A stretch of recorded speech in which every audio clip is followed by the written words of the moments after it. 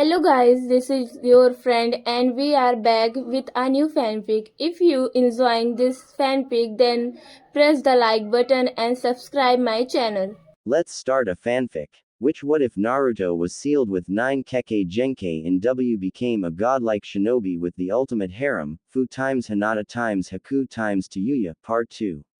The Hokage's office. The Sandame blinked. Out of nowhere, the leader of perhaps the most paranoid of all ninja villages, offering up their own Jinchuriki, and his cousin at that.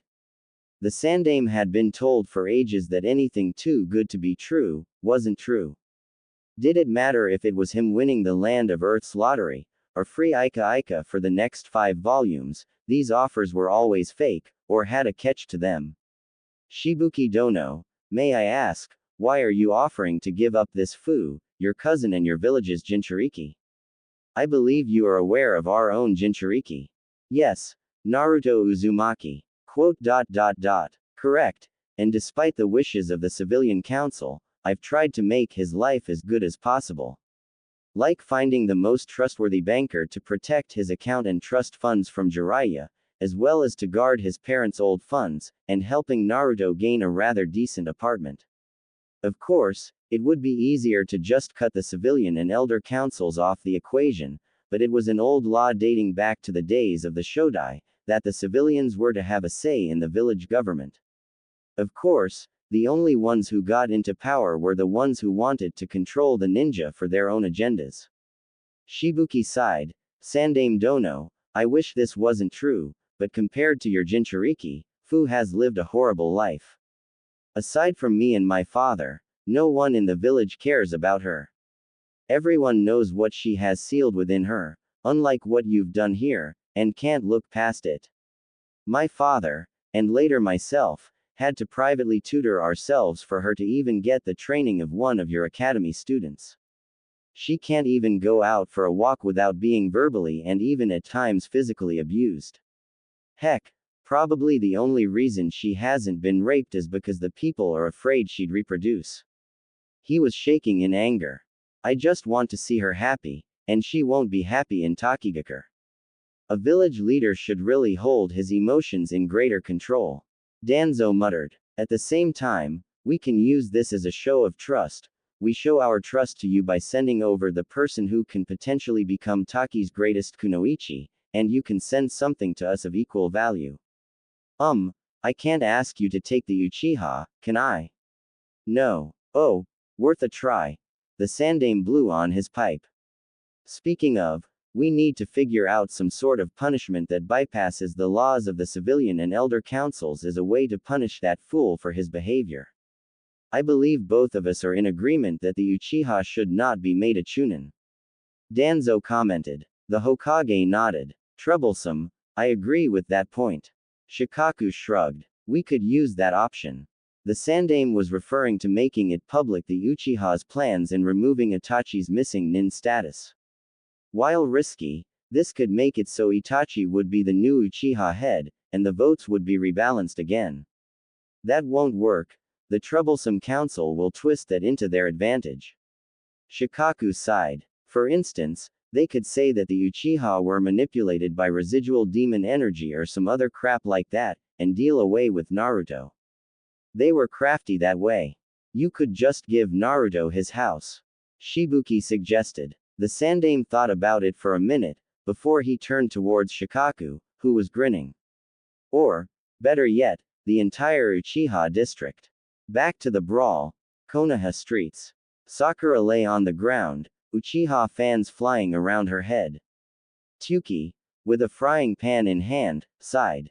You know, I swear ninja standards are dropping daily. Ayame, back in the day, you could find academy students in their second year with better reaction time than this lump of pink mush. Sadly, only Tuki was having any luck in the fight. As it was, while Sakura and Sasuke were both spoiled brats, Sasuke was a skilled spoiled brat, and his guardians the elder bats had found their way here, as if they didn't have enough problems already. Ice release. Ice spikes. Haku sent spikes of sharp ice straight at Sasuke in an attempt to maim him. He laughed. Fire release. Dragon fire jutsu. A dragon made of flames was spewed out of Sasuke's mouth, and quickly melted the ice, before flying straight at Haku. Storm release. Great Twister. Naruto jumped in between Haku and Sasuke, taking the blaze into the twister. Sasuke stared wide-eyed at the now flaming vortex. Storm release. Flaming twister. A flaming vortex slammed into Sasuke, sending him crashing to the ground. The council behind him began yelling insults. How dare you strike a clan heir? Freak. You should give those jutsu to Uchiha-sama. You are all idiots. Naruto yelled as the twister dissolved and he landed on the ground. Even if that so-called Sama of yours was any good, he can't copy any of mine or Haku's jutsu. The council just got angrier. Then change that. And why should we listen to you inbred fat bastards anyway? This shouting match continued until one of the dumber, fatter merchants yelled out. How dare you oppose our will you, demon. Naruto's eyes twitched, as did Haku's, Tsuki's and Ayame's. While Sakura was out cold and couldn't hear that comment, Sasuke did. Huh, what's this about the Dobi and demons? The council member was about to answer that, until he felt a sharp pain on his back, and collapsed to the ground. Hidden Shadow Snake Hand. The man had been bitten in the back by a dozen poisonous snakes, which retreated into the arm of a rather ticked-off kunoichi, with purple hair, blandish brown eyes, a brown overcoat and some sort of mesh suit. Sasuke for some reason shivered at the sight of her. Oh great, it's her. Homura grumbled. It was Anko Mitarashi, the student of Orochimaru, known by many names, the Dango Serpent Mistress, the #1 hyperactive knucklehead kunoichi, and the kunoichi most likely to kill someone with a glare. And she was not amused. Okay, what the hell is going on here? Breaking the laws, attacking civilians and ninja, looks like I have to drag you all to interrogation.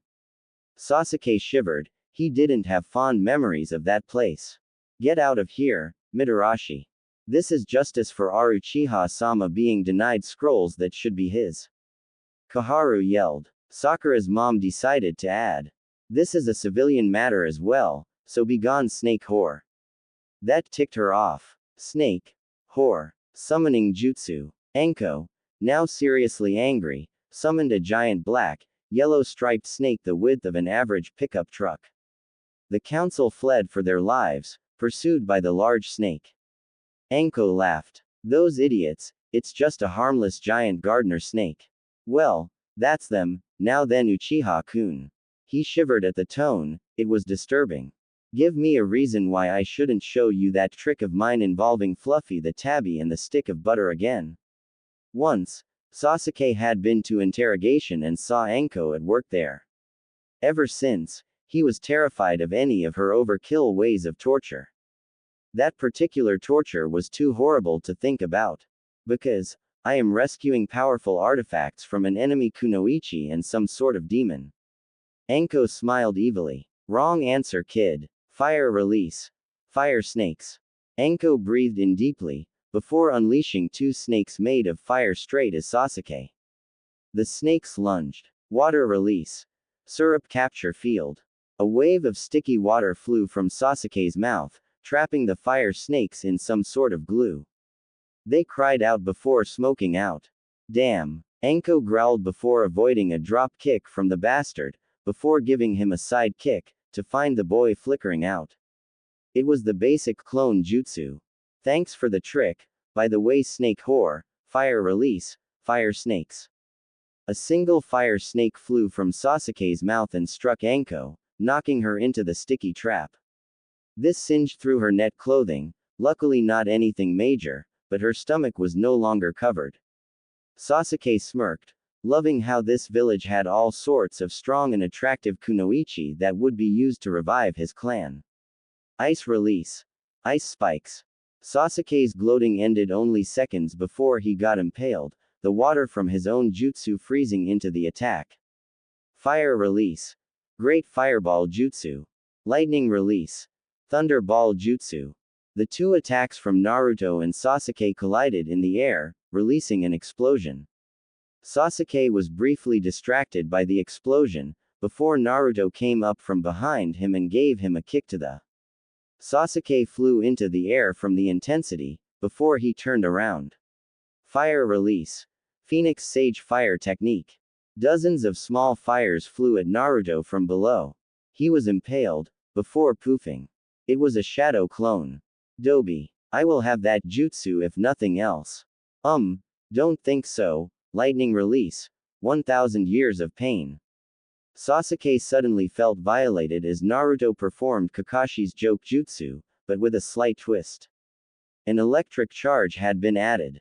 With a yelp that could scare a dragon, Sasuke was catapulted into the air and fell to the ground, twitching with electric chakra.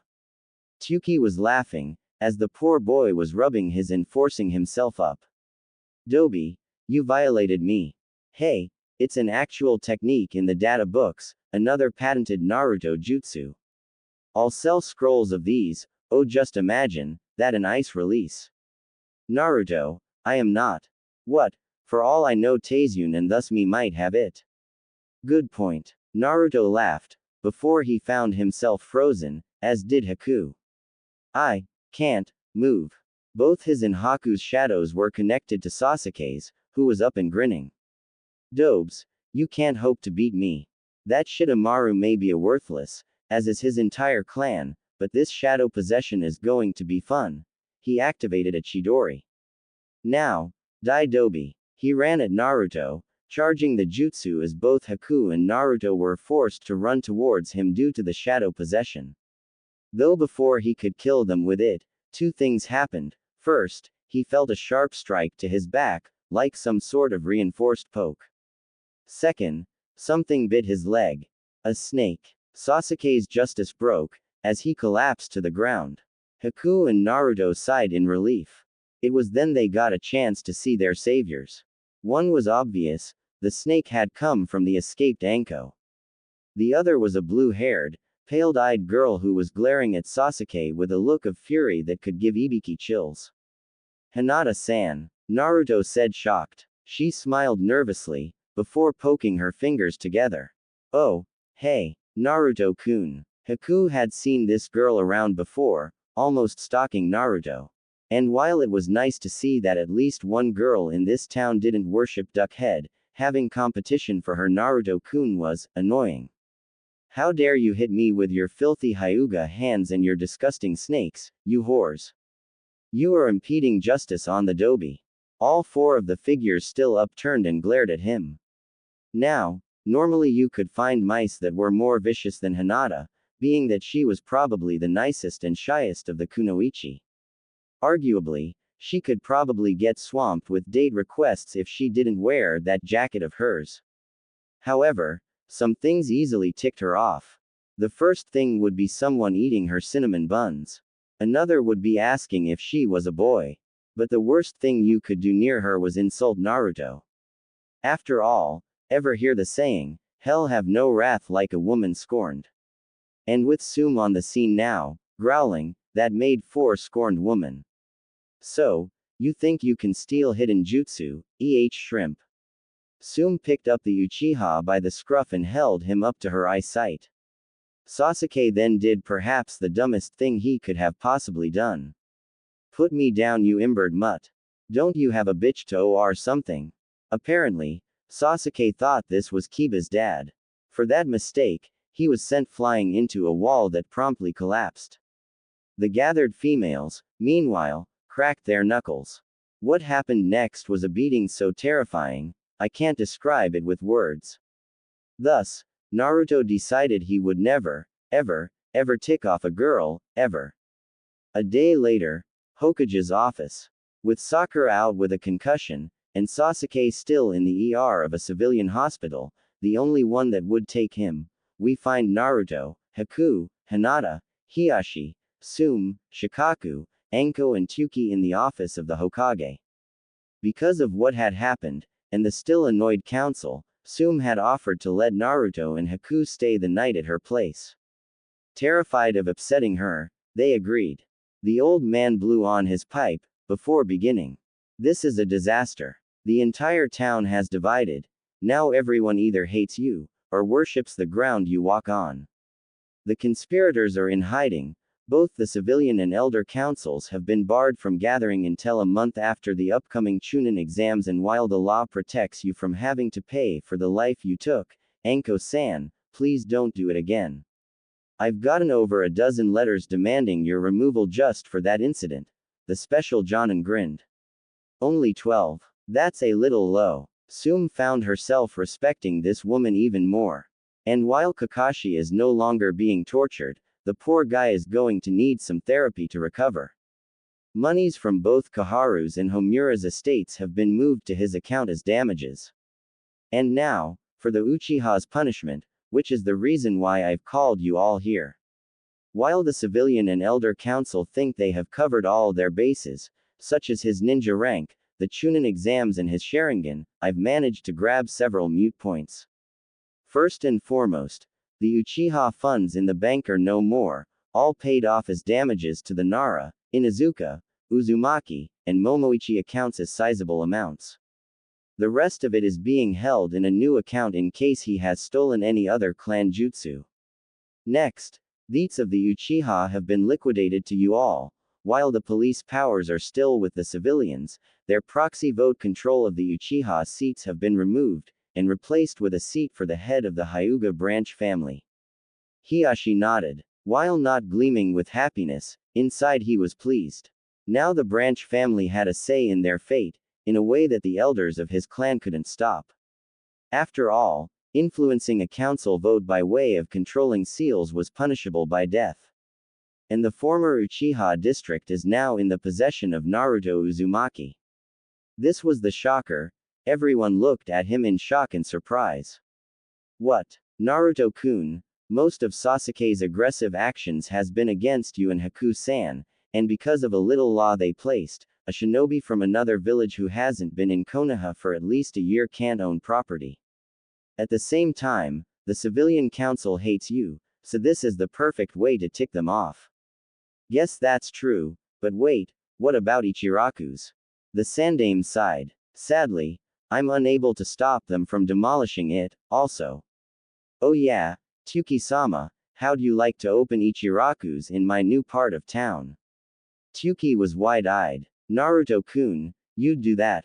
How much? For free, of course. Tuki hugged the boy in glee. This boy could probably pay for all his expenses from his ramen habits anyway. The Sandame smiled. Only Naruto would be that generous. Wait, does that mean I'm Sasuke Tem's landlord? No, he's kicked out of his house, and well, you were as well. The civilians foreclosed your place, Naruto gulped. They did what? Haku was thankful they still had their stuff. But don't worry, we already are preparing a place for you three to stay. Now everyone was looking confused. 3. Why, of course, your new teammate is going to live with you too. You are to escort Shibuki Dono, head of Takigakure, to meet her and bring her here, as part of your new team with her and Haku. Naruto had his mouth wide open, and Haku and Hinata were mentally thinking, oh great, a new rival. Konoha. Training Ground 3 the next day. The third training ground, where the failure of a team, the original Team 7, had their first test, a test which got our beloved orange-wearing ninja tied to a post. But instead of finding either Kakashi, who was currently getting therapy, Naruto, who had just left with Shibuki and Haku to find Fuu, or the team of Sasuke, Sakura and Sai, as Sasuke was still in the Sakura was in hysterics after hearing what had happened to the Uchiha fortunes, and now the council was drawing up some sort of save the Uchiha fund, and Sai, no one had any idea where he was.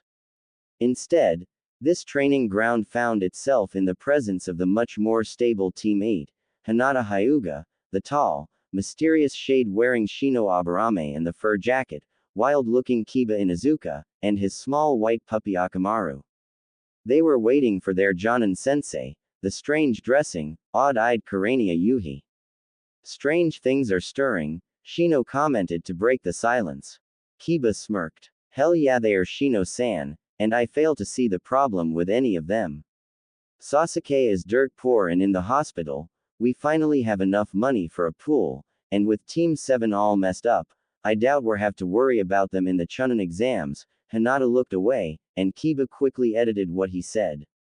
I mean, Sasuke-tem and Sakura-san are probably not going to be in the Chunin exams. Now most people would think that Kiba was a womanizer, based off his dog-like looks and behavior. That was far from the case. His mother was one of the most terrifying kunoichi in the village, per has the entire shinobi world. There's a reason his dad ran for the hills, and it may have involved a dress, a tomato and pack mentality. In addition, he was one of Naruto's old friends, dating back to before he even met Akamaru. Because of that, he was probably one of the reasons that Naruto didn't end up like the Jinchuriki of Suna, as in an insane bloodthirsty maniac, in addition to people like Iruka, the Sandyame, Choji and Shikamaru. That, and he was one of the few people to ever see, and survive against an enraged Hinata, when Akamaru ate Hinata's last cinnamon bun. The poor puppy was nearly neutered before Hinata calmed down, apologized, and cried her eyes out. Oh, that's okay, Kiba-san, she smiled nervously, poking her fingers together. Kiba had a devious smirk. While he knew quite well not to enrage Hinata, teasing her about her feelings, provided he didn't insult Naruto of course. So, I hear you have some competition, Hinata-chan, she looked at him in surprise nervously. I mean, I can tell you like Naruto-san, I can smell it. But the thing is, I can smell Haku-san has feelings for him just the same as you do, and knowing Naruto, I bet that the new teammate he's gone off to get will like him too, if she's female. Wonder if you'll be able to snag yourself your little crush. Hinata was blushing. Kiba-san, she was looking glum again. Kiba sighed. Hinata-chan, I was kidding, oh that came out wrong. Obviously. Shino-san, if you're such an expert, you fix it. Shino just stared in his creepy fashion. Kiba-san, I am not an expert on females, unless they are insects. You got yourself into this mess, it's your job to fix it, Kiba glared, before trying a different approach. Hinata-chan, the best way to make sure you get Naruto, just be yourself, talk to him, and I guess if you beat Haku in the Chunin exams that might help. Hinata looked as though she was getting an idea. A rush of leaves then alerted them to the arrival of Kurenai. Kurenai-sensei? Hinata asked nervously. The Genjutsu queen smiled. Yes, Hinata-chan. Well, you know, how Naruto-kun, has those water release, and lightning, release, could you, teach me some of those, too? Meanwhile in Taki, Hero's water chamber. The hidden chamber of the hero's water, one of the world's most powerful substances. Taken from an ancient tree that dates back to before the time of the ninja villages once every 100 years, this water is enriched with chakra to a point a single sip can give the drinker the power equal to opening 2 chakra gates. The water is why Taki has never been invaded successfully. However, the water also cuts the user's lifespan by how much one drinks. A sip takes a year, a gulp takes 5, and the entire container would kill anyone. This water was highly sought after, so defending it is Shibuki's most sacred duty. And with him gone, the duty was currently on another, his cousin Fuu. Well, she wasn't told to defend it, but the minute Shibuki left, a few of the dumber shinobi tried to break in, so she was hiding out here. No one but Shibuki knew she had any idea where the water was, or where it was at all for that matter. Fuu had tan skin, and mint green hair, with orange eyes. She wore a short white midriff shirt, with the bottom edged with fishnet armor. A Taki Hi-8 was on her arm, the opposite side Shikimaru wore it on, though to her the only reason she wore the thing was because she was loyal to Shibuki, and not the dumb S in the village. Also on her arms were white armlets. She was wearing a similar pair of shorts to her shirt, with a red cylinder container leaning up against the wall that belonged to her. As of now, she had her eyes closed, as if trying to take a break, when out of nowhere, loud splashes were heard, waking her up.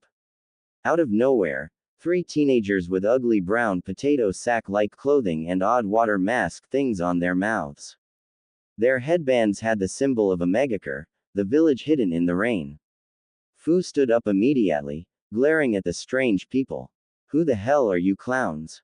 Fuu demanded. The fools glared at her.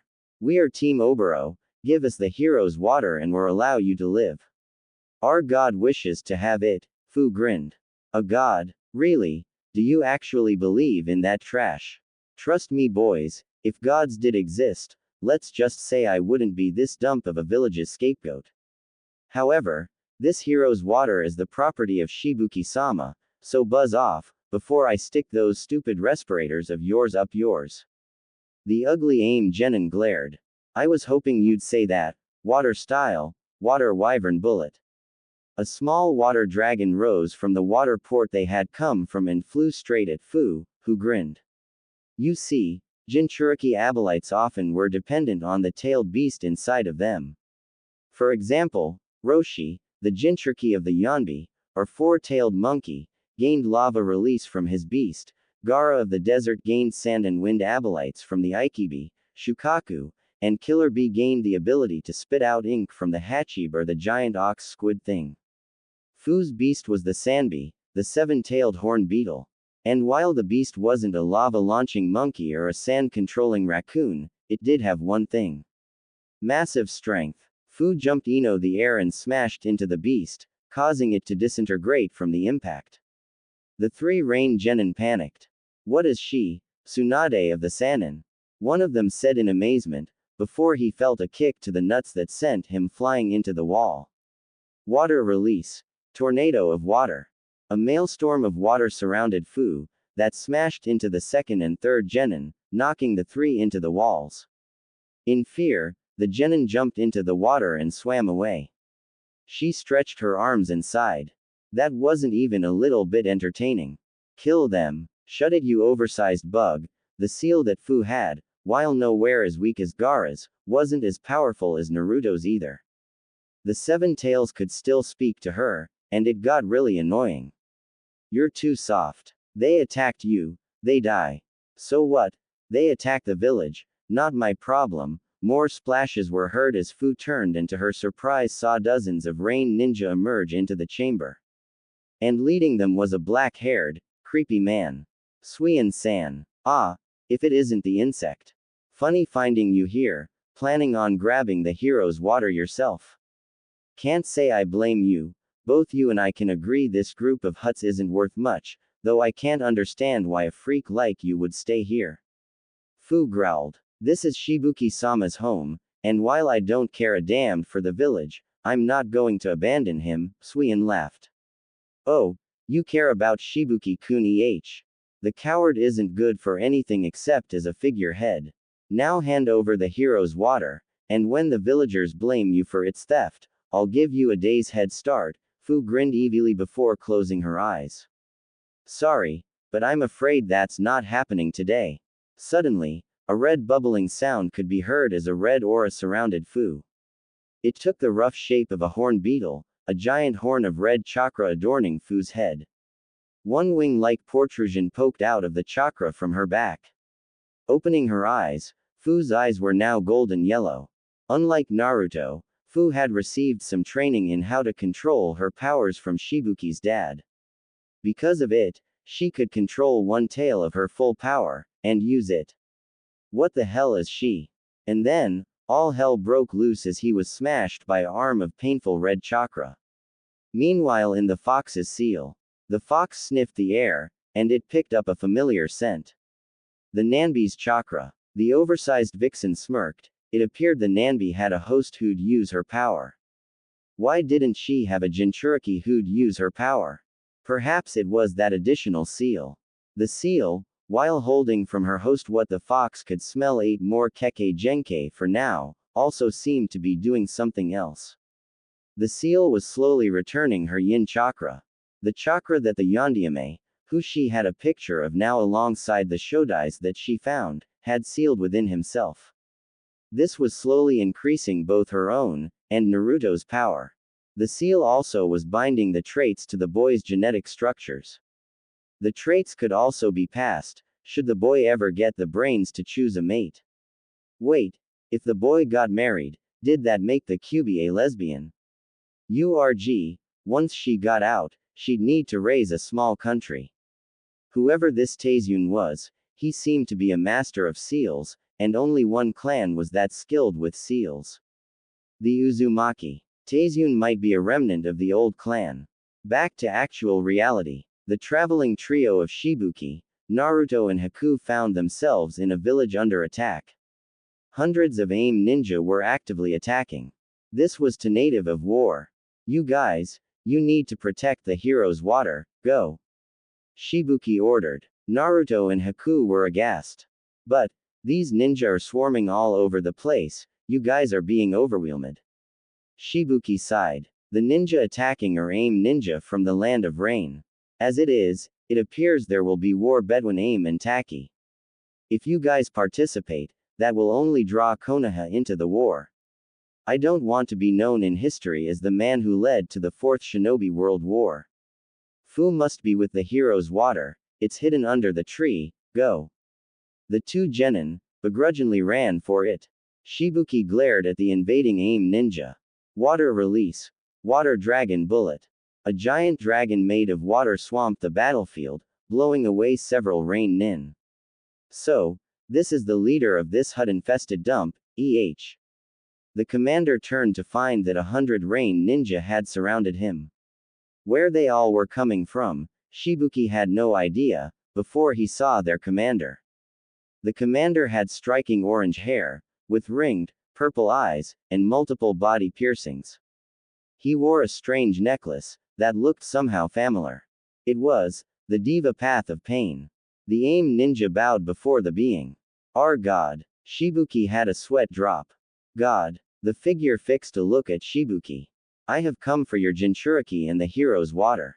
Give them up, and we leave. He was about to continue before a trashed fruit stand's apple suddenly rose up and split into pieces, before flying at the Diva Path. With a strange jutsu, the apples were restrained and collapsed as if crushed. So, better than the apple shuriken, E.H. Diva. Wind release. Drilling air bullet. A harsh blast of wind flew from above and struck into the surrounding rain ninja, killing some while blowing the rest away. Jumping down following the air bullet, was Taizun. Who are you, and how did you get into this village? Shibuki demanded. Taizun smirked under his haunted disguise. The same as they did, you know you should improve your security, perhaps get yourselves a giant squid or sea serpent or something. These guys all have air apparatuses for breathing underwater, and this guy doesn't even have to breath, he glared at the Diva Path. But, seeing as though we both have a common foe in this guy's group, we might as well take care of him. Water release. Water bullet. And so the battle began. Meanwhile on the lake, Haku and Naruto dashed towards the lake, as a massive explosion flew from the lake. A girl with green hair and tanned skin was blasted out from below, before crashing and floating on the water, too exhausted to move. A man with spiky black hair and a blue aura rose up from the same place as well, WTIH, a jug of clear water in his hands. So, you little insect, that was pretty impressive of you. That power of yours is definitely something, taking out those rain ninja, but luckily the last one happened to have a chakra-canceling seal, no. Now without your bug's help, you're squashed. The man flew at the girl with an intent to kill, as the girl forced herself up as if to try to defend. Ice release. Ice manicles. The man found himself restrained by ice. Fu stared in shock. Why would these strangers help her? Lightning release. Thunder ball. Naruto formed a ball of lightning in his hands before sending it straight at the man, who had just broke out of the cuffs. The attack sent him flying back as the two-leaf genin ran to the downed Jinchuriki. You okay? Naruto asked, before the girl forced herself up, before collapsing back down. She cursed. That seal may have been removed, but her chakra was still destabilized. However, I'm fine, she obviously lied, with a tone colder than Haku's ice release. Though, from what Shibuki had said, that was kind of expected. The man however wasn't done. So, helping the little monster, E.H. Well, Prepare to find out what happens to demon lovers. Takigakure's secret water release, water sword. A sword of water formed in the mont's hand as he flew at terrifying speeds. Oh no you don't. Water release, great breakthrough. Ice release. Senbon shower. A giant wave and hundreds of ice needles flew straight at the man, who broke through them like they were nothing. What? Genjutsu. Paralysis. Haku and Naruto yelped as they lost feeling in their limbs. Die. He flew and swiped his sword, in aim at the still defenseless Fuu. She stared in horror, like a deer in headlights, waiting for the blow that never came. Because Naruto had forced himself in the way of the attack, overpowering the Genjutsu, but now having a water sword sticking out of his gut. Naruto-kun. Haku gasped. Fuu was stunned. This complete stranger took a mortal blow for her. Humped. Kid, that was stupid. But be glad to say you died today by the hand of the mighty Suian. The man laughed, until he noticed that Naruto was glowing orange. He was shocked, as was Fuu. He's just like me. That chakra, it's the Kyubbi. While inside the seal, another of the links on the seal glowed, before revealing a new kanji, aura. While outside, the wound was healing, while a ball of blue chakra was forming in Naruto's hand, a mixture of the spiritual yin chakra Taizun's seal had been slowly returning, and the yang chakra of the nine-tailed fox. The ball slowly turned into a full blue sphere. What sort of jutsu? Aura release. Aura sphere. Naruto sent the blue ball of chakra flying at Suian, who was sent flying across the link, skipping on it like a tossed stone, before he stabilized. You, demon brats. Fuu, Haku and Naruto forced themselves up to prepare for battle. You fools think you're a match for me. I have the hero's water, I am invincible. Suian flew at the genin with amazing speed. Ice release. Protective ice dome. Haku formed a dome of ice around the team, which Suian collided into. The impact shook the lake shore, sending ripples cascading from the impact zone. The ice was caked in cracks, but Suian had been forced back. Haku panted. That took a lot of chakra to hold. Aura release. Aura sphere. Naruto charged up another sphere of powerful chakra, before sending it straight at Suian. His aura flared up, as the attack was held back by the chakra shroud. With a roar, Suian jumped into the sky, flying the brats with an intent to destroy. Water release. Water dragon bullet. A water dragon roared up from the lake and flew straight at the three genin. The blast impacted them, sending them skipping across the lake shore, until they exploded into smoke. Shadow clones. Suian gasped before getting smacked harshly from behind by an enraged Fuu, before crashing into the lake, the hero's water jug falling into the hands of Naruto and Haku. Fuu landed next to them with a grin. Hey, that was actually good teamwork, Naruto and Haku grinned.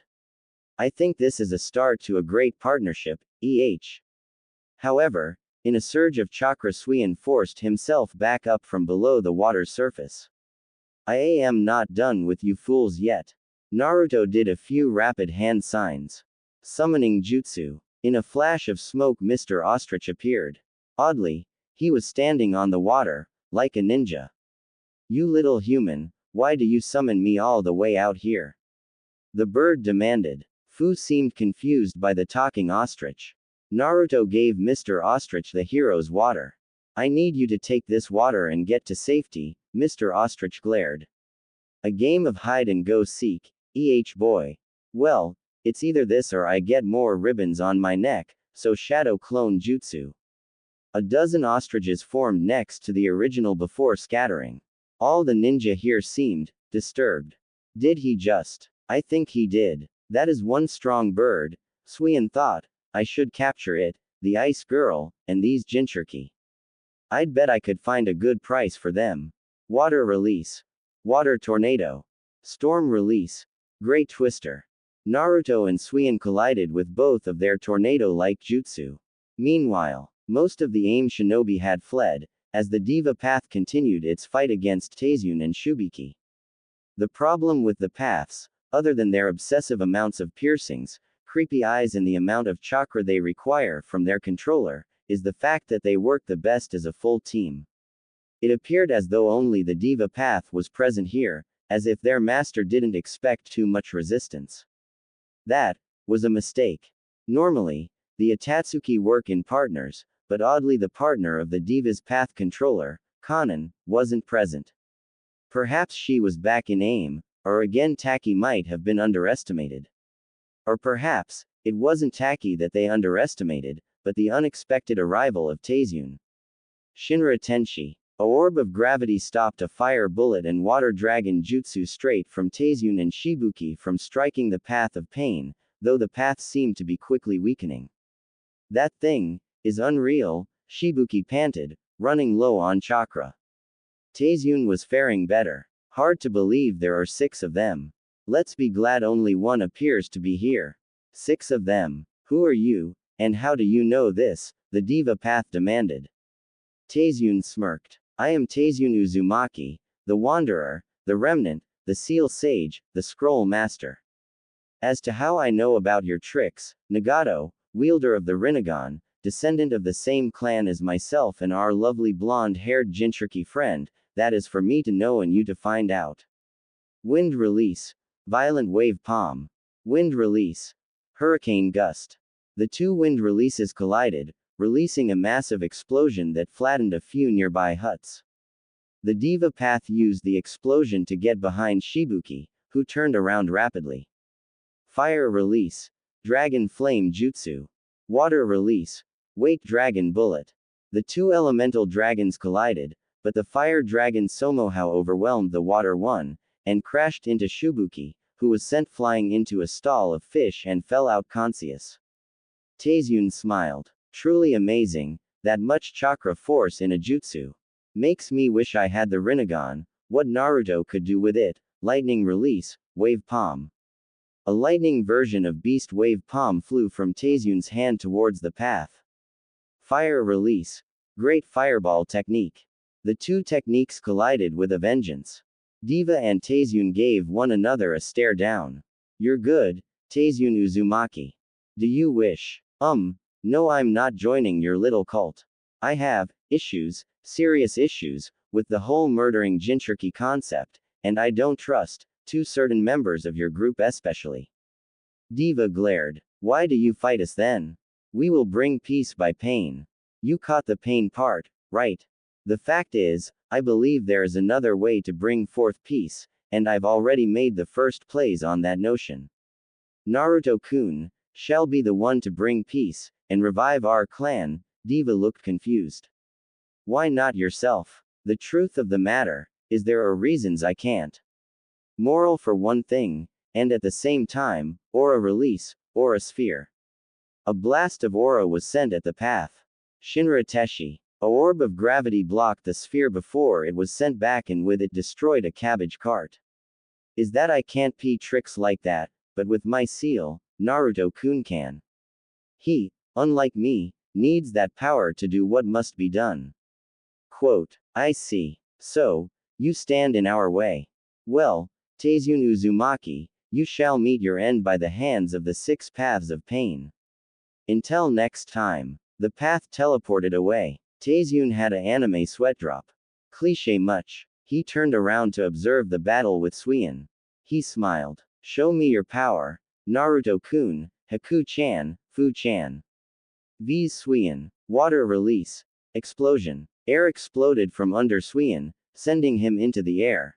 This guy just wouldn't give up, it was infuriating. Lightning release. Thunder ball.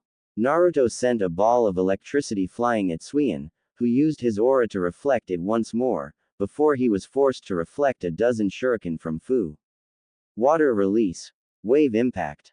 Suian crashed down onto the water's surface, sending hundreds of waves streaming towards Fu, Haku and Naruto. The genin jumped out of the way to avoid the impact. Before they got their chance, the aura around Suian was starting to fade. Wind release. Frost wind. From Haku's mouth a frigid wind filled with ice crystals was blown towards Suian with high speed. Aura release. Aura sphere. The blue sphere was tossed into the attack as well. Fuu tossed a group of shuriken into the mixture, before letting out Shadow Shuriken Jutsu. The shuriken multiplied into thousands that surrounded and impacted into Suin, as the other attacks hit, sending him spiraling to the lake. We did it! Naruto cheered as the trio landed on the water's surface, before his eyes widened, as did Fuu's and Haku's. Suin dissolved down into water. It was a water clone. Good, but not good enough. Water prison jutsu. With a yelp, the trio were trapped in a water sphere. Suin was grinning evilly. So it ends. You fought well, but prepare to die. He smirked, as did Haku, before she dissolved into water. Suin was shocked. A water clone. Naruto and Fuu were grinning now. Ice release. Demonic ice mirrors. 2 mirrors of ice formed around Suin. Haku didn't have enough chakra left to use any more of it. As reflections of her appeared in both, Suin was flabbergasted. How are you doing that? Ice release. Senbon shower. Hundreds of ice senbon flew from Haku's mirrors as she teleported rapidly, impaling themselves into Suin, breaking his control of the water prison, allowing Fuu and Naruto to escape, and with a breath of air they were revigorated. Let's end this. Shadow Clone Jutsu. Naruto created 5 shadow clones, before nodding towards Fuu. She got the message, and jumped into the air. What the? 1. The original Naruto kicked Suin into the air. 2. A shadow clone headbutted him farther. 3. Another gave him a harsh blow to the stomach. 4. 5. 2 combined themselves for an extreme punch. 6. The last of the clones held onto Suin's limbs, now Fu-san. 7. Fuu gave Suin the mother of all drop kicks, sending him crashing towards the water at mad speed. Now Haku. Gotcha. Haku cancelled the mirrors, before using ice release to freeze the surface of the lake into a solid ice block. Suin and the shadow clone holding him collided into the thick ice. The shadow clone exploded into smoke while Suin went limp. Haku collapsed to the water. Her chakra was almost gone, and even Fuu and Naruto felt drained, but they did it. With Naruto holding her up, they limped back to shore. On the shore, Taizun was smiling. Well done. Time skip. Hey, what are you doing here? Naruto demanded. Taizun just shrugged. Shibuki was back up and running, though he was unhappy. Because villagers had caught wind of the fact that the Diva Path had came for their Jinchuriki, they had unanimously voted for her banishment, though Shibuki was able to redefine it into a transfer to Konoha, in exchange for funds to help rebuild, funds from the former Uchiha accounts for sure. Now that the hero's water was safe once again, plans were being made for its increased protection. Hey, I saved Shibuki Dono's life, lay off me would ya? He did. Fuu was smiling. Thank you, Taizun-san, for protecting my cousin. I am in your debt. Naruto and Haku gave her a look. Fu-san, this guy is a missing nin, who attacked us for no reason. To give you the Kekkei Genkai, remember?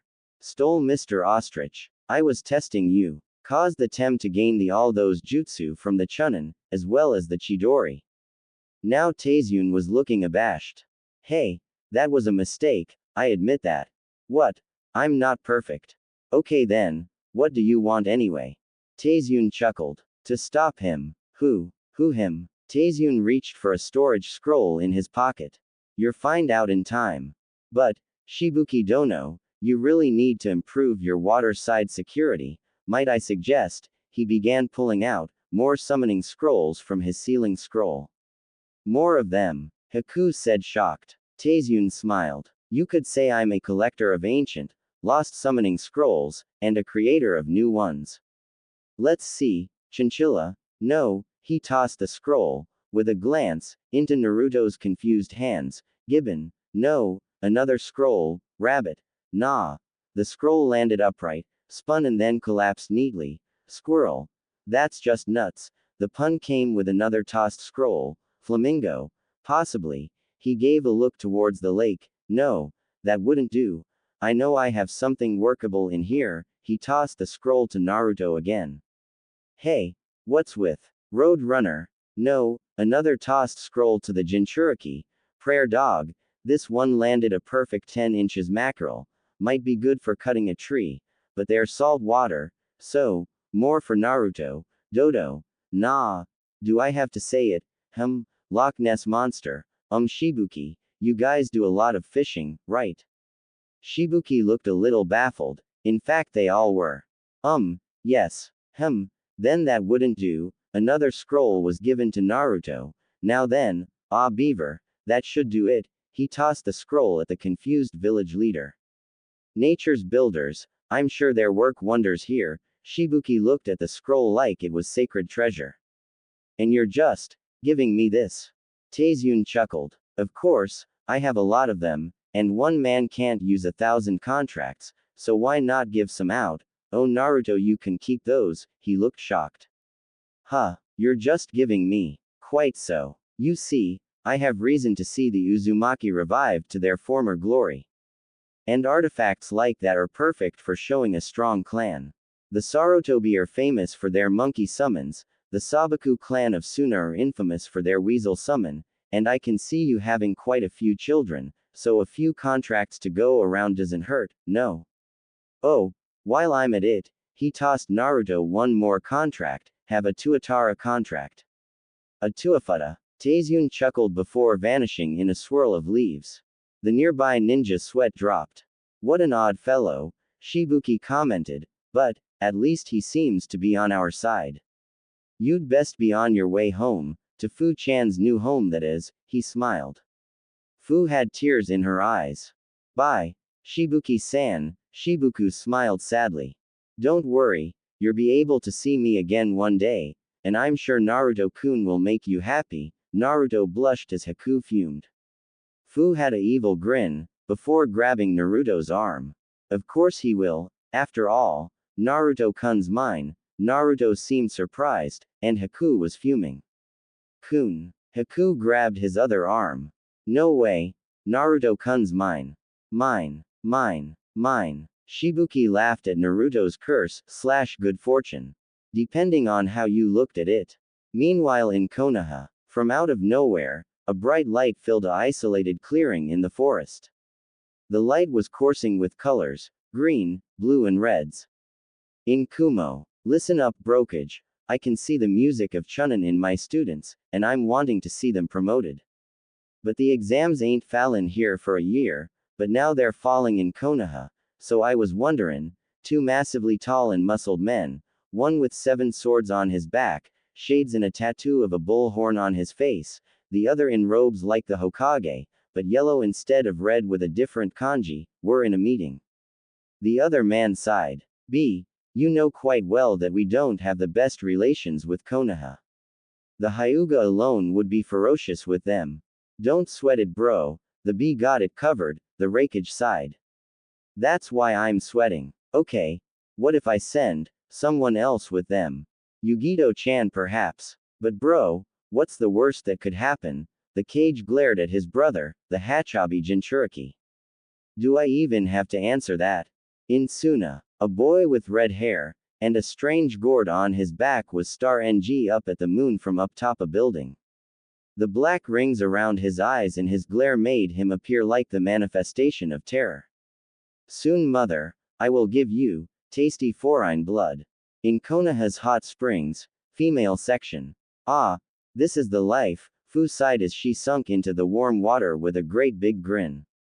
Haku also found herself immersed in the water, the only two here as of now, before taking a look at her teammate. To her frustration, her S were a cup bigger than hers. That alone would give her an advantage for getting Naruto, decides her more, revealing clothing. But she was curious about one thing. Fu-san, you have a lot of chakra, right? Fu gave her a curious look. Duh, of course the maggot does, I'm inside of her. So, why only AC? Haku couldn't put this any other way. It was a proven fact, a fact only looked into by perverts, aka Jiraiya, that females with larger chakra reserves had larger S. Tsunade of the Sanin, Mei Temuri of Kurigakure, and Yugito ni, the Nanbi Jinchuriki, all had large chests thanks to their cage-level chakra reservers, or of course the giant flaming cat demon. Other kunoichi with larger chakra levels, like Anko, Kanan of Akatsuki and Hana Inazuka, had thus larger chests. It was rumored the same applied to males, though Jiraiya was not one to research it. Shibuki-sama told me that our family are late bloomers. Fu shrugged, and from what I could see from family photos, my mother didn't get anything until she was 15. So, another member for the large-chested family. While in the other end of the spectrum, those with lower chakra reserves, like herself, had smaller chests. That was one reason to work on building them up. And just as she was about to ponder the opposite of Tsunade on the spectrum of chakra levels. What are you whores doing here? One banshee is transgender is, otherwise called Sakura Horino, oops, Haruno. The pink-haired creature, with really nothing to cover with her towel, was standing in the doorway to the spring, seething. Did you hear something? Haku asked sarcastically. Fu smirked. Sounded like some fat ugly toad just croaked. No, that was way too obnoxious. Maybe someone kicked Tora and he hit a chalkboard his claws. What is filth like you doing in a public hot spring? Shouldn't you be arguing over the baka's noodle? Haku and Fu got evil grins. Now, we could do that, but unlike you, what should we call her? I'd say bitch, but then again that's an insult to bitches. Well, I did read a book about mole rats. Fu commented. That works. Okay then, unlike you mole rat, we don't need to get knocked up anytime soon. Also, our guy is decent, and not down to rape or theft. And Noodle, are you sure you're not going on about the tem you stalk? That got a ticked-off mark on Sakura's large forehead. Shut up. Sasuke-kun is 100 times the man the baka is. Billboard brow, would you take your tone down? I think my eardrums are burning. One blonde-haired girl in a purple towel with B-cups a bit larger than Haku's yelled after shoving the pink-haired loser out of the way. This was Ino Yamanaka, the most decent of the Sasuke stalkers, as in the only one with brains, skill, and S. Also on her redeeming quality list was that she was slowly moving out of her fangirl phase, though Haku had still seen prisoners with more flesh than this girl did. But these foreign bitches, or registered ninja, billboard, they are perfectly entitled to their opinions, and what are you doing here? This is hot spring for people who are actually female. Ino leaned into Sakura, moking her with an actual chest. Yours should be down that way. With people more your style, I hear that it's 50% off for boys today. I am a girl. Oh, really? Then why are you 13 and flatter than a pancake? Fu chuckled, as Haku and Ino laughed. Sakura was furious. You just wait. I will have a chest that will flatten yours, flatten that of Tsunade herself. Sasuke will fly to me, and together, we will rule the village, and after we destroy the baka, you and that cowardly Hyuga will be Sasuke's bitches. She didn't finish her speech, as she was suddenly pushed out the window, into the skeptic tanks below, by a ticked-off blue-haired girl, Hinata Hyuga, in a blue towel. A scream of pure terror was heard seconds later, rippling the water, cracking the walls and causing a 2.0 earthquake, in aim somehow. Hinata-san, it's nice to see you. And thanks for removing that skeeter for us, Ino smiled. Hinata blushed as the two new girls entered the hot spring, their towels on the ground. Haku and Fu scowled internally. Hinata had a chest twice the size of Ino's. Damn, how does a 13-year-old have all of that? Haku grimaced. Hokage's office. A week later. The Sandaime was starting to feel the stress of his old age again. Oh, how he would love to step down, but he didn't have anyone to replace him who had any qualification for the job. Shikaku was too lazy. Kakashi was the same way and reluctant to take the mantle up. Hiashi could possibly do it, but leaving the Hyuga elders to their own devices was something he nor Hiashi wanted to do. Guy. No, anything but that. He didn't want a change in shinobi uniform or teaching style. All he needed was for Naruto to start yelling out, "Flames of youth." He'd almost prefer letting the Kyuubi out than to see that. Well, maybe ladies in those green jumpsuits were a totally different story. But the problem was, the civilian and elder councils just had a stroke of uncharacteristic genius, and the Hokage had barely been able to divert disaster. The problem had been so big, he had barely any time to rewrite his law to include Fu and the Nanabi, to protect her from visiting Taki Ninja, something he sent a message to Shibuki about as well. For years, the councils had been trying to get a shinobi council member on their side. If they had just one more vote over the shinobi, they'd be able to do anything to benefit their goals: increase taxes on shinobi and shinobi goods, exile Naruto, give Sasuke all the females in the village, exile Naruto, gain hidden secrets from the Yondaime, exile Naruto, wage war for the fun of it, exile Naruto. They really wanted to exile Naruto. But luckily, the shinobi council was uncorruptible. Well, maybe if they paid for all-you-can-eat meal for the Akamaiki or voted to remove all cats for the Inuzuka, they might have luck, but so far they hadn't tried that. But then, they managed to pull off a new highest by bringing up a vote for a new seat on each of the two respective councils, elders excluded. The shinobi agreed, thinking this was just a method to try to get another obnoxious anti-Naruto voice with them. They had been considering adding a shinobi from one of the newer clans. The Morino were high on the list, and perhaps Guy for Spirit, but they already put the Hag on it. The Haruno was now on the shinobi council. Apparently, the evil old hag had tested herself and her daughter, and found out that their voices had come from some sort of Kekkei Genkai the Haruno had. This mega voice release or something qualified her family as a ninja clan now, and now they could replace her spot on their side with a new anti-Narutotist, and take control. However, the Sandaime had a trick of his own. He nominated his own member for the civilian council, to replace the one Anko killed, Tsuki. As a registered landowner of Konoha, being the administrator of the former Uchiha district, now being repainted as the Uzumaki district, as appointed by Naruto, he could be placed on the council. With that, the balance was the same as before, so Naruto no longer was in immediate danger. However, they still had a loss. The council used the new Haruno Kekkei Genkai to force Kakashi to focus on training Team 7, now with Sai, Sakura and Sasuke, because of the potential danger of the new release, as stated in some bill they had passed years ago. Luckily, the now Team 11, with Naruto, Haku and Fu, were working rather well together. Naruto was getting help on using his Kyuubi powers from Fu and was practicing chakra control with Haku. Fu was getting jutsu practice from both Naruto and Haku was training to increase her chakra reserves with Fu and Naruto. They had recently completed a set of 14D rank missions, thanks in no part to Naruto's shadow clones, Haku's control of chakra, and Fu's strength, which was put into use for destroying boulders. This was to help start up Fu's bank account, and keep Naruto's and Haku's up. They needed it now that they had their own house, the old Yondaime place, and it was amusing to see how they took it. Flashback. Day they returned. Oji-san, why did you drag us up here for anyway? Did the civilian council say I robbed a bank or something? Naruto complained with Fu and Haku next to him. The Sandaime had to admit, they'd probably do that.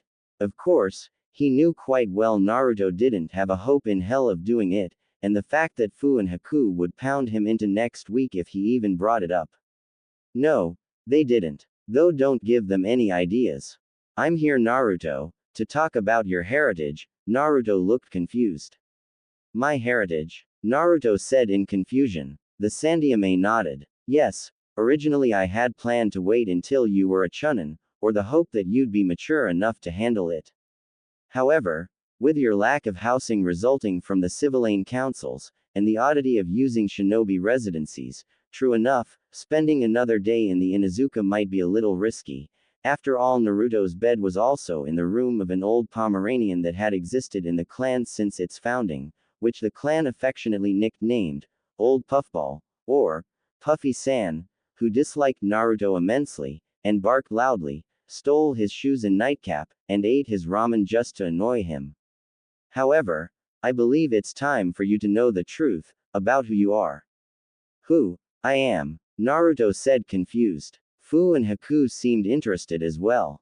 Naruto-kun, You are the son of Uzumaki Kushina, the last Jinchuriki of the nine-tailed fox, and the Yondaime." At that, Naruto pulled a Hinata, "That is faint." Naruto-kun. 30 minutes later, Naruto blinked, to find himself staring into the faces of Haku and Fuu, both with concern. The Sandaime was patiently waiting at his desk, with his Ika Ika book in his hands. After all, since he got Anbu stationed around the roof and did a sweep of his tower, he was certain he was free from spies this time. It's amazing, he found 10 listening jutsu, 8 recording jutsu and 1 remote detonation jutsu. Did they want to kill him if it got worse for their, the story Naruto, agenda? Haku-chan, Fu-chan, Oji-san, I had the strangest dream that I was told the Yondaime was my father. Naruto-kun, that wasn't a dream, Fu brought up. That prompted another feint, and a evil grin on Haku's face. Naruto, wake up, or I'm testing my new, ice release, ball implosion. I'm up, Naruto said instantly. They chuckled at that. Interesting, remind me never to get her mad, the Sandaime said to himself, but never mind that, yes, you are his son, Naruto Uzumaki Namikaze, Naruto seemed to be thinking. Hey, if I'm his son, I can sort of get why I have the fox inside me, the whole noble leader, me being born at the wrong time thing, but why keep it a secret? If I was told to be his son, I'd be about as worshipped as the Tem, and why hasn't anyone ever picked up on our similar looks? I have no idea, though I've wondered if some have guessed that. Kakashi for one probably knows, and I believe that a few of our more open-minded, aware ninja also guessed it, like Maruboshi Kosuke. You mean the 1,000-year genin? Yes, him, and be respectful, that man is Jonin level, he just has his reasons for staying a genin, and I think Shikaku knows it as well as Puffy-san. The evil Pomeraian. Yes, him. I remember when he first met Minato-kun, the little guy and him hated each other, memories. Back to Naruto-kun. Fu asked. He coughed. Yes, and if you must know why it's not common knowledge, first of all if Iwa got wind of it, they'd hunt you down and kill you for spite. Onoki Dono was never one to forget vendettas, and after what Minato did to them in battle, I think they still mourn that day. Well, at least I have a cool dad. True, and second of all, the council would have used you to not only gain your father's seals and possessions, but also you'd probably be worse than Sasuke, Naruto shivered. Worse than that, yes, he at least had some actual, non-spoiled time in his life. If they had raised you from birth, you'd be much worse, Naruto was seeing the Hokage's point. So, where's his house? The Hokage smiled. It's hidden using powerful seals. Your father had taken several precautions due to Iwa's feelings about him, and his strong stand against the acts of the councils. I'm the first to admit I've given the civilians a bit too much leeway. My attempts to keep peace have only made those fools arrogant, and Minato had reversed several of their policies, like increasing ninja restrictions to weed out fake civilian ninja and fangirls, removing shinobi property taxes, and allowing us ninja to eat cheese again, the Hokage smiled. The genin gave him a strange look. I'm not kidding, they managed to ban cheese from shinobi because they were annoyed at the Akamaiki Pizza Festival for its songs. Well, back on topic, his house is currently only accessible by a hidden kunai mechanism. You all are aware of his famed, Flying Thunder God, technique, right? They nodded. Well, he kept 2 kunai hidden, one at his house, the other here.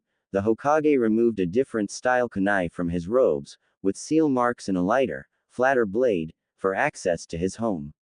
However, it only works from my office. Once I can announce it to the public who you are, I have to hold on to his key for security. Only someone with his blood can work it, or Kakashi's, as we found out when we started to renovate the place. So, that's why the man always late.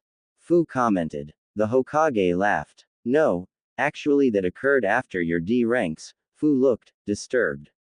So Naruto-kun, I'd take it you and your girls want to check out your home. Well, Please try to be discreet with it, only do it when you three are alone with me after your missions, and don't do anything you shouldn't. Naruto fainted again, while Fu and Haku chuckled. Flashback ends. The house, as the Hokage had saw, was actually quite the nice place. 3 stories, 9 bedrooms, and enough room to expand. It appeared as though Minato was hoping to restart the Uzumaki clan here. Sadly, that's a bit harder to do when the last of a clan is female. One male can repopulate a clan faster than one female can. The Anbu had done a fine job cleaning the place up, and now with Naruto having his own bed again, with no Pomeranian trying to aggravate him. And he knew quite well that Sasuke, Sakura, and the councils had attempted to follow him, at times even demanding to be shown where they were going. To that, the three had laughed, and Haku had actually gotten a chance to test that ice release ball implosion on one of the Chunin that the civilian council had control of. The poor man had gotten memory loss from the pain, and the Hokage, after hearing about it, labeled it a kinjutsu. Naruto had discovered the library of seals, and quickly saw why the Hokage wanted them protected. There were seals that did anything for speed up pancake cooking to creating total sterility. In theory, the council could have a million incentives and punishments at the disposal, that in reality would require little chakra or skill to start, though they would have problems creating them. Naruto didn't. He quickly saw his clan's fabled skills with seals come through. On his own, he created a new anti-Sharingan seal for Fu, and deduced that the 6-pronged web seal on Fu's back that locked the Nanabi inside her was a lower grade than his own 8-element seal, about the same level as the iron armor seal. They also got a chance to lock up all the accumulating summoning scrolls. Frankly, while Fu had signed the beetle contract, who worshipped her as princess for having their queen inside her, to Fu's delight, and Haku signed the aligned penguin and rabbit contracts, and had a rather decent relation with both, Naruto had found a note in the Tuatara 1, stating, Naruto, do not use any of these until you obtain the one of your father from the perverted sage. Whoever this perverted sage was, Naruto would kick his until he gave him that contract. Anything from his father would be nice, at the same time he would find it cool to summon giant squids or the Loch Ness monster, all the things he could prank with some of those guys. But now, the group found themselves awaiting a mission. Naruto-kun, Haku-chan, Fu-chan, it is time to give you a B-rank mission once again. The 3 of you are to go to the land of the sea to investigate some rumors about Orochimaru being active in the area. Now, I'd send Chunin or Jonin for such a mission, but I think a high-level mission will help make sure you 3 are prepared for the Chunin exams. At the same time, getting you 3 out of this town will help lower the council's investigation into your housing, Naruto grinned. On the coast of the Wave Country, at the crack of dawn, sat the great Naruto Bridge. This magnificent bridge, however, was in trouble. A section of the support had fallen off, due to a mistake in construction. This had to be replaced, but the recovering country was having trouble locating cement or stone to fill the hole. So, the hole in the support, the size of a young teenager, was being held up by a peculiar kid, with perhaps the strangest appearance of any Konoha genin. This boy had black hair, shaped like a bowl, and immense eyebrows the size of jumbo pipe cleaners, and huge, wide eyes. To further show off his bizarreness, he had a green jumpsuit, with his hayate as a belt, and orange leg warmers. Lee, what exactly are you doing? One of his teammates decided to ask. This genin had brown hair, and pale eyes like Hinata's, but a different shade. He also didn't appear quite as nice, but more like the character of his clan portrayed, a clan of silent people with little emotions and disturbing stares. Ah yes, Neji, because the support system of this bridge was giving out, I decided it would be a good test of my endurance to hold it up myself. I've been at it for 12 hours straight, and even though I have to use the restroom quite badly, and the fact that I may be hallucinating from thirst and saw a ninja lemur fighting a samurai buffalo, I will not move from my post until Gai-sensei and Tenten return with the supplies. Now, this kind of behavior was sort of over the top, even for his teammate, and his equally weird sensei. Lee, this bridge weighs over 1,200 tons, and holding your bladder for too long can cause damage to your kidneys. Also, you really should have some water. This Lee briefly removed his arm and gave a thumbs-up smile. Don't worry, Neji, I shall hold this until Guy-sensei returns, and should I fail in this task, I shall run across the bay to wave and back again while yodeling.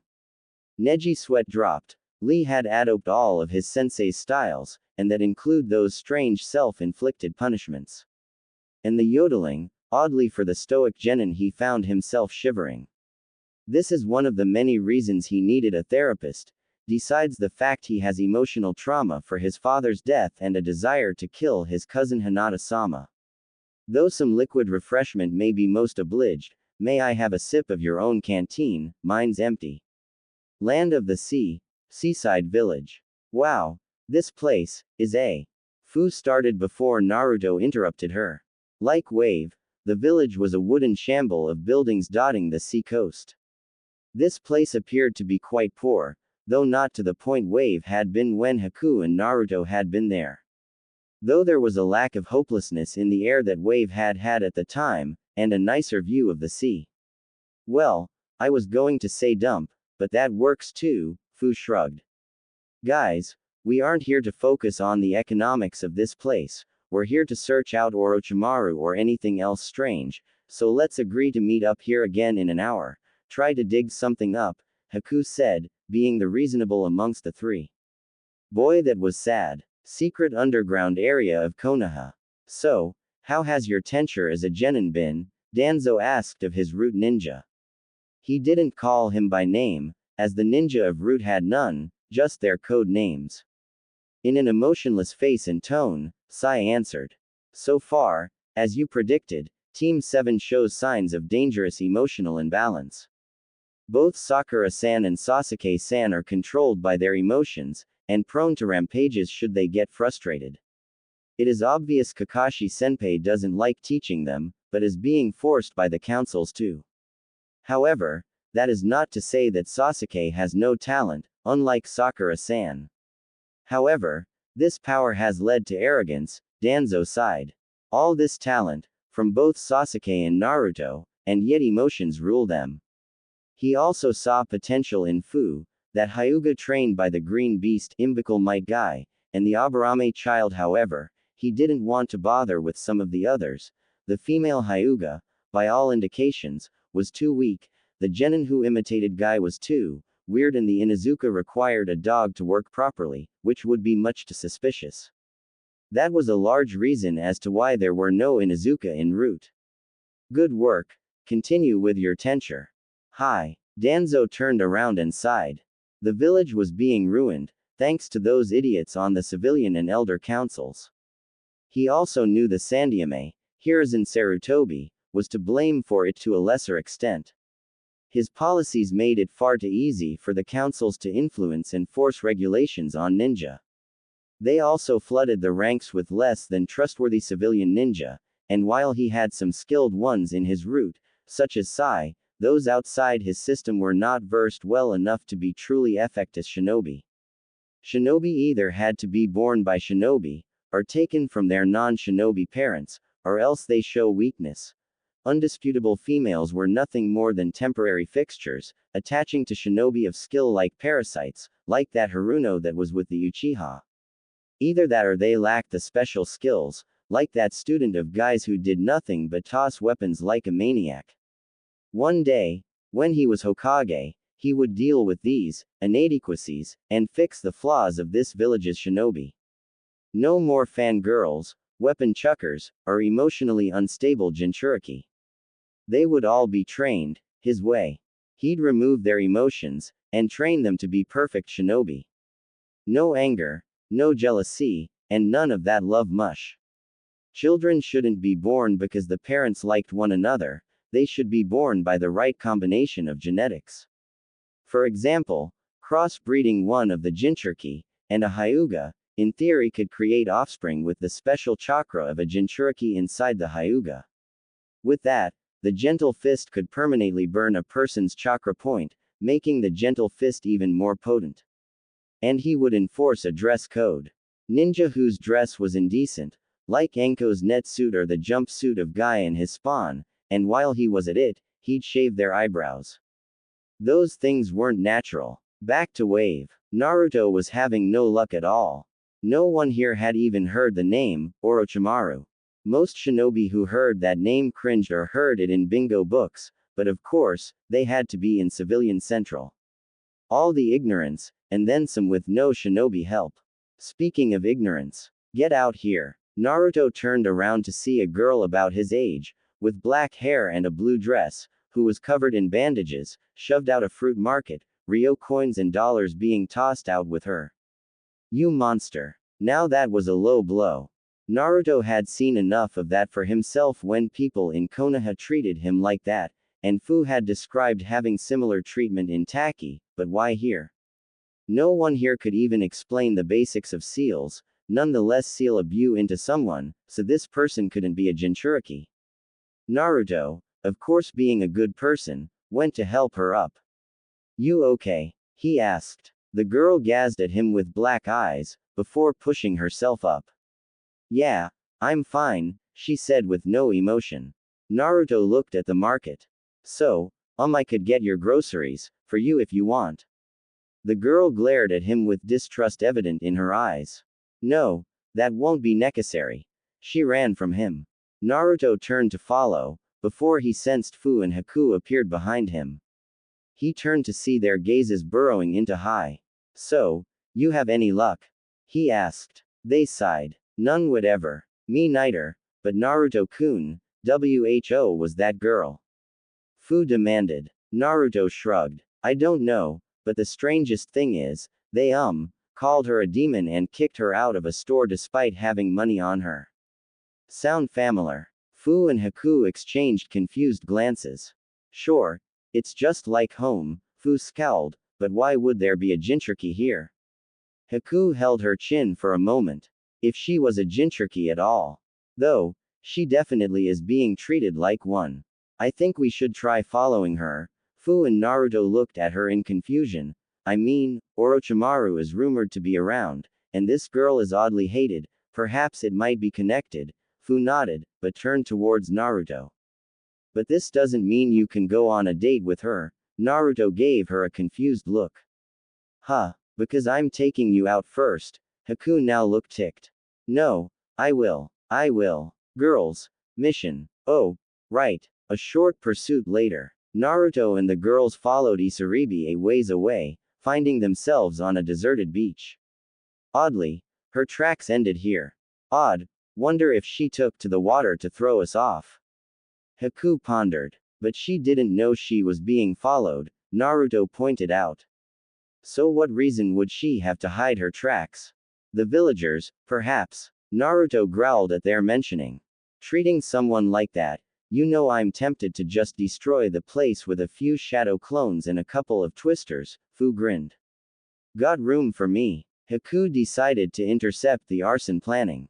Guys, we have a mission, and burning a village isn't in our job description. Earth release. 3-limb binds. From out of nowhere, binds of solid earth rose from the sand, restraining Naruto, Fuu and Haku's feet in one of theirs hands. In vain they tried to break free of the Ethan bounds. Oh, I'm sorry you dead last fox, but you have no hope of escaping my fox trap, or this. A voice laughed, as a Fuma shuriken flew from out of nowhere and straight at Naruto. Summoning jutsu, Shirudorabito. Haku yelled out before doing one-handed hand seals. In a pofo of smoke, a white rabbit with oddly long ears appeared in the battle. With a spin of its ears, the rabbit found itself spinning like a ultimate shield, and with it knocked the Fuma shuriken off its course and into the surf. The rabbit vanished soon after. So, you have a few vixen whores now, fox. The voice rang out again. Naruto's eye widened, he knew the voice. Mizuki Tem. A voice laughed. So, the dead last demon actually can use its brain. From out of nowhere, a blue-haired man in a black muscle shirt with slight insanity in his eyes appeared and laughed. Wait, you're the Tem who tried to kill Naruto-kun. Haku had heard the stories. Mizuki laughed. Oh, This is priceless. How does a idiot freak like you get any sort of company that wasn't from pity or spite? Genjustu. But wait, you can't. I made sure of that. He laughed. The three glared at him. Ice release. Ball implosion. Mizuki laughed. Oh, you're that ice bitch I've been hearing about. And if you're talking about that little trick that this monster probably taught you, it's no use, that demon beat me to a point my balls were busted. For that I will kill you. Fuu growled. She had enough s like this back at her old village, though the insanity was a nice touch. Earth release. Shattering earth. He smashed his palm into the ground, as a giant crack began opening up in the sand, linking with the ocean, and thus the three found themselves tumbling into the surf below. Ice release. Ice dome.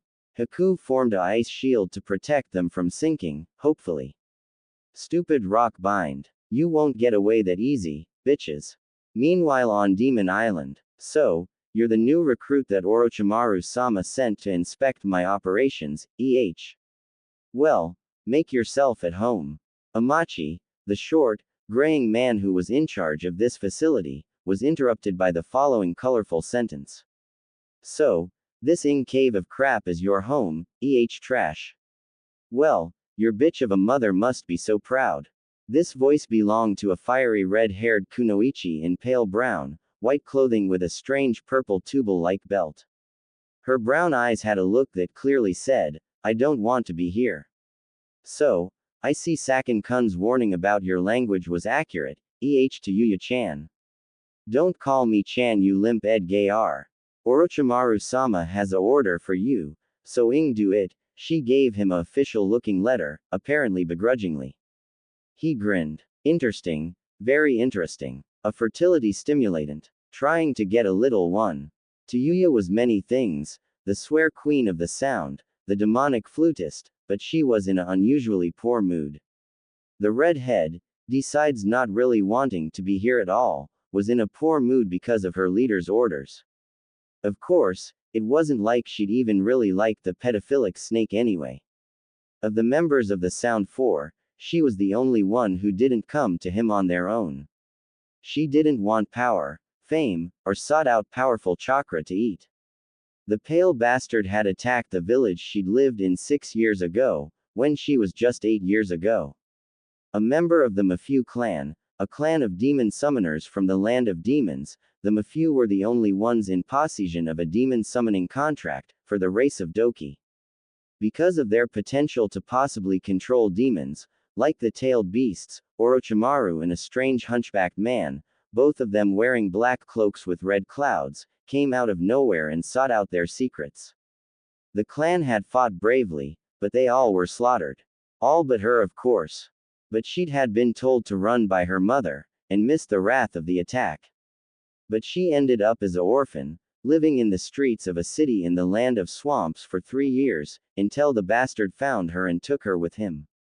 She recognized him, though, and tried to run. But the bastard bit her on her neck, and forced on her a curse seal. The damn thing hurt for 5 agonizing days, with no ability to sleep, relax, or even really to think. And while she did enjoy the power it gave her, it was also the instrument of her enslavement. The cursed seal she'd been given was slightly different than the other seals of the Sound Four. Jirobo's was designed more for his taijutsu, Kidomaru's was designed to increase his accuracy with the third eye, and Sakin and Ukin's was designed to coexist with their fusion Kekai Genkai.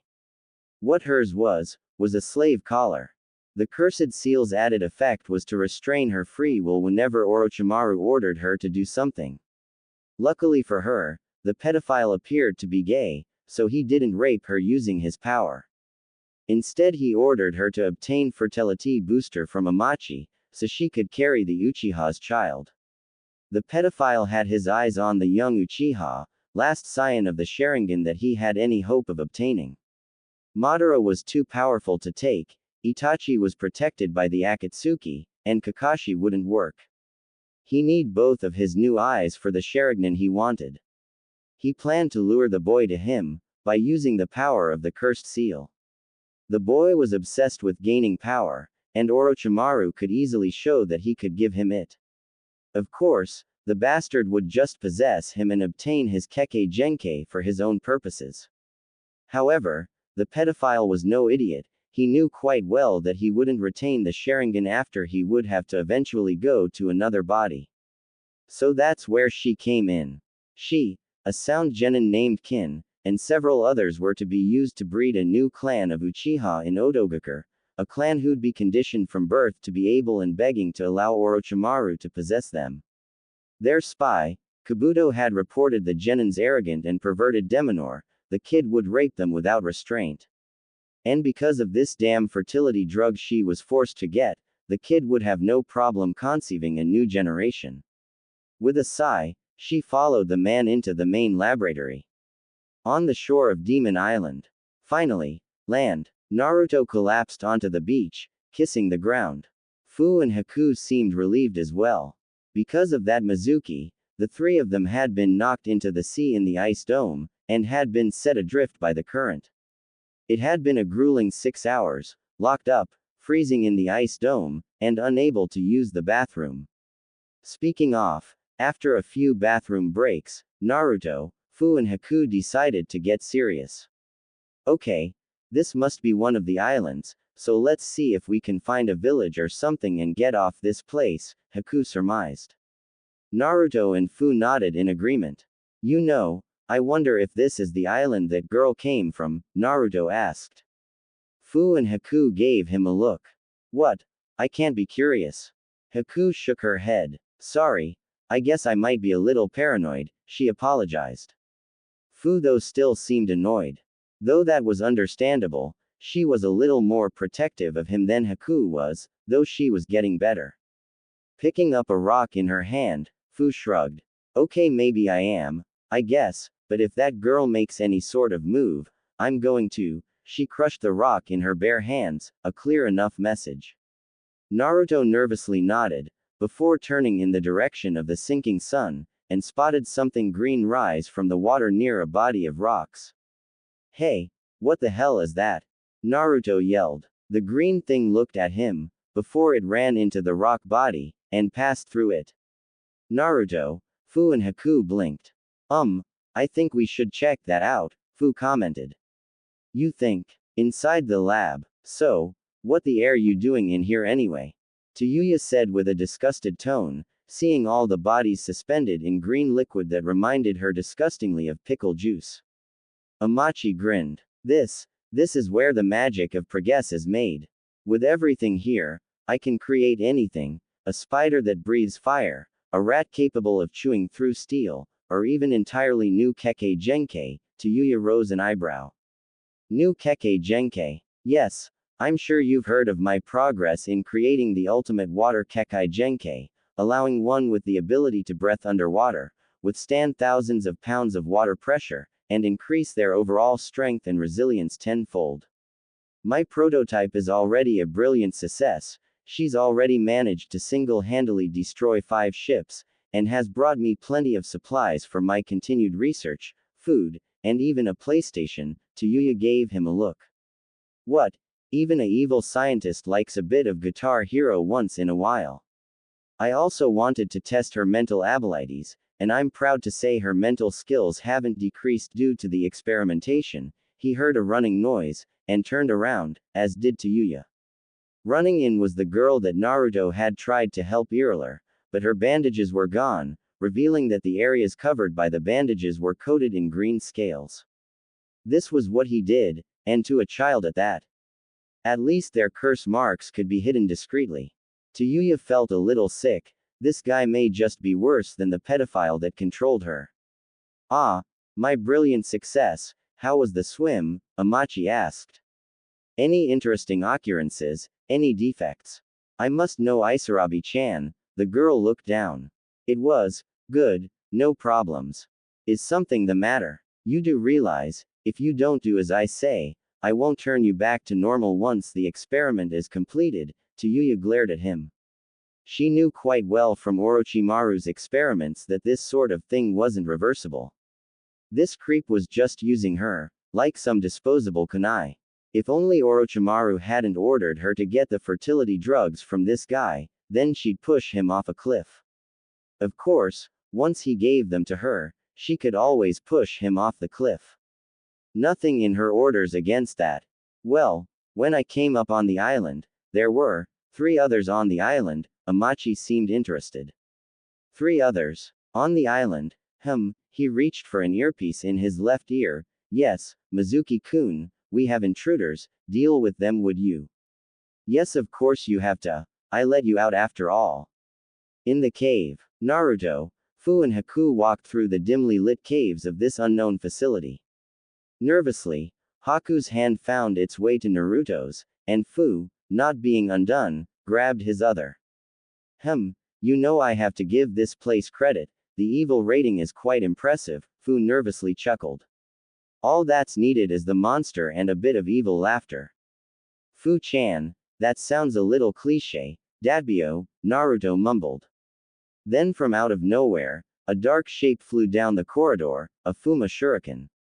Hit the ground. The team dropped to the ground as the shuriken passed over them and hit the ground. An evil chorus of laughs permeated the air. Well, there's the evil laughter you wanted, Haku commented, as Mizuki became visible in the dim murk of the cave. Well, if it isn't the fox and his vixens. I was hoping you'd survive, because if you were just crushed by rocks, that wouldn't be nearly as much fun. Instead, why not draw it out, as you squirm in agony? Oh really, Tem. This time, things are going to be different. You don't have the drop on us like last time, and I beat you as an academy student, I can sure as hell do it now. Mizuki glared in fury. You surprised me that time, but this time, you're going to die. He drew another Fuma shuriken and sent it flying. Shadow Shuriken Jutsu. The single Fuma began a swarm of 30 of the deadly weapons, all flying at the genin. Wind release. Frosty wind. Haku took a deep breath, before a gust of wind flew at the shuriken, blowing them off their trajectory and hitting the ground before the duplicates vanished in puffs of smoke. Damn whore. Mizuki growled before doing a few hand signs. Earth release, sinkhole. A sinkhole of spiraling earth formed at the trio's feet, slowly pulling them down. The trio attempted to break out, before they grinned. Ha ha. They made a few faces at Mizuki before exploding into smoke. Shadow clones. Damn right idiot. Fu smashed into him with a ferocious kick, sending him into the wall, breaking the wall in the process. With a groan, he forced himself out. You little fox whores, can't beat me. He laughed. Earth style, 3 limbs bind. Fu, Haku and Naruto found themselves bound by the earth once again. Hey, let us out. Naruto cried out. Sorry, but no can do fox.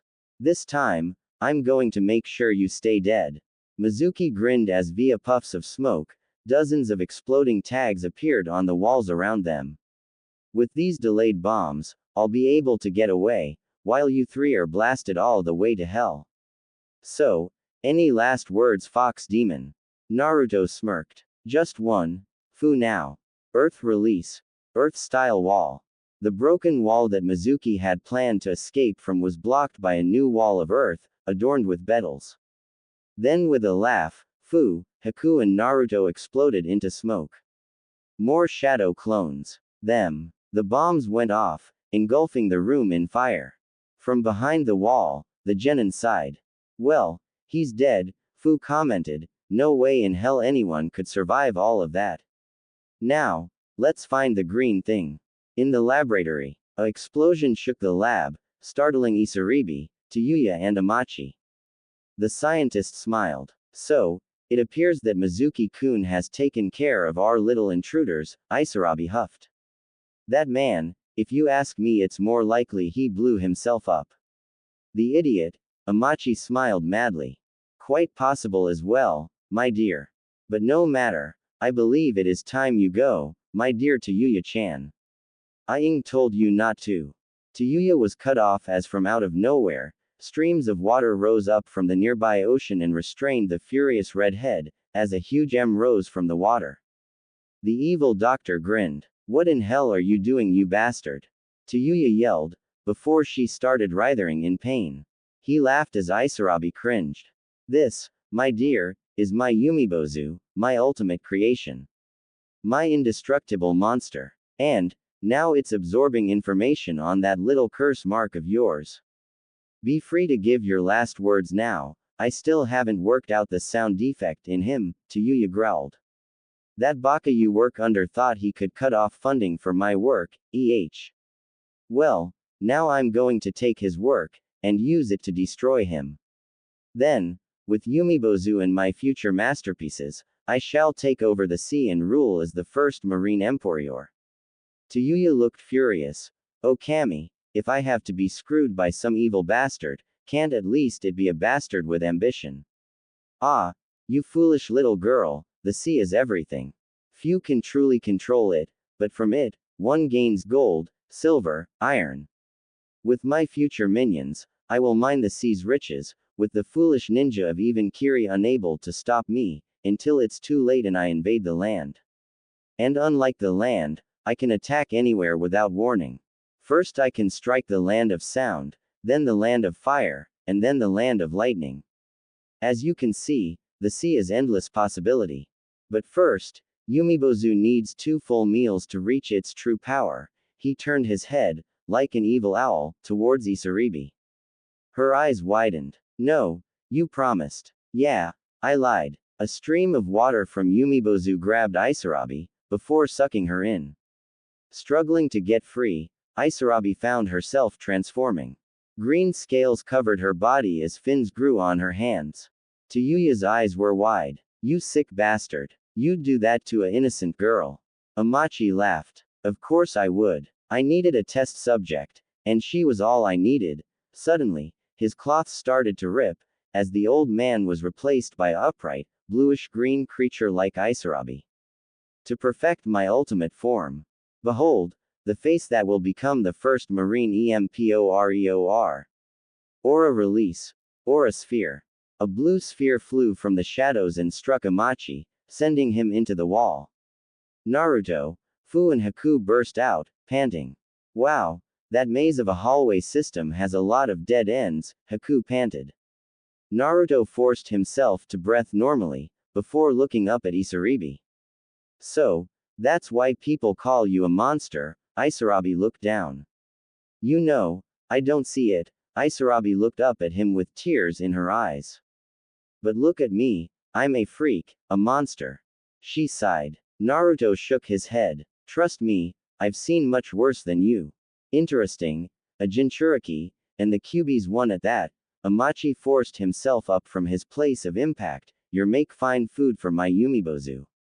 Devour them, and steal their strength. The giant water behemoth roared and sent tendrils of water to capture Fuu, Haku and Naruto.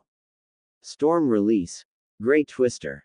Naruto formed a twister that struck the tendrils and sucked them up.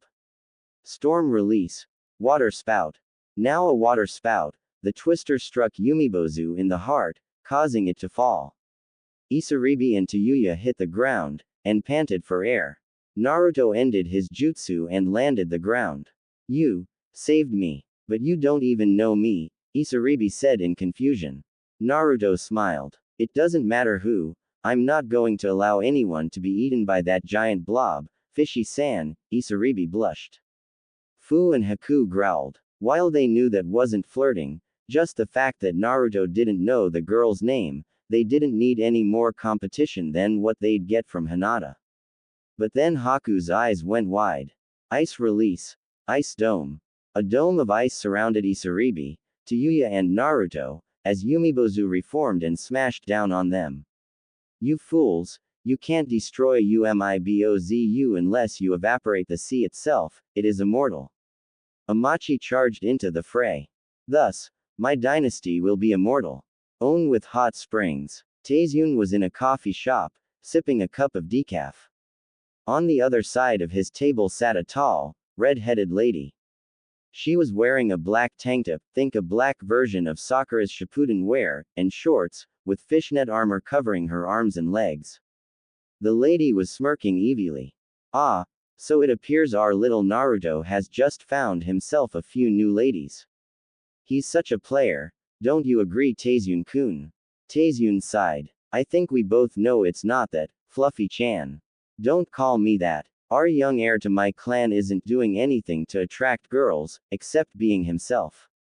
It is well known that a caring guy like Naruto-kun will naturally attract females, the seal just speeds the process up.